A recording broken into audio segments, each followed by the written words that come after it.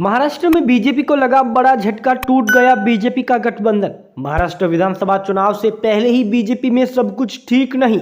महाराष्ट्र में बीजेपी की सहयोगी पार्टी एनसीपी बीजेपी से आ रही अलग नजर। महाराष्ट्र में चुनाव 20 नवंबर को, लेकिन उससे पहले महाराष्ट्र की राजनीति में आया भूचाल।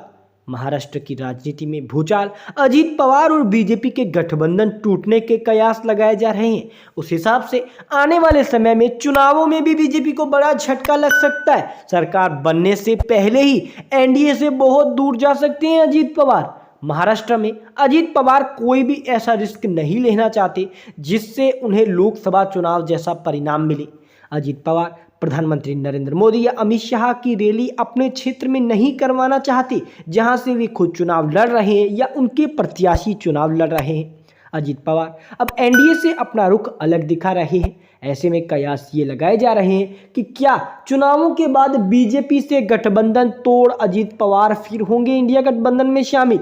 ये सवाल इसलिए भी है क्योंकि बीजेपी के बटोगे तो कटोगे के नारे पर अजीत पवार ने दूरी बना ली है। उन्होंने कहा है ये अनर्गल बातें हैं, इनसे चुनावों का कोई लेना देना नहीं है। चुनावों में सिर्फ विकास और रोजगार का मुद्दा होना चाहिए और ऐसे ही मुद्दों को लेकर हम आगे बढ़ रहे हैं।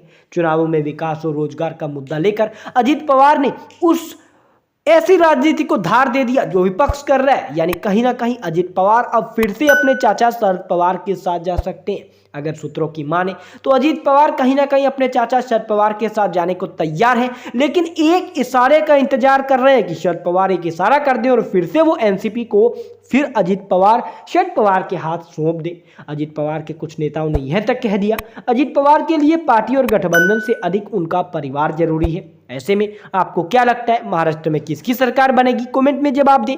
वीडियो को लाइक, चैनल को सब्सक्राइब याद से करें क्योंकि यह बिल्कुल फ्री होता है।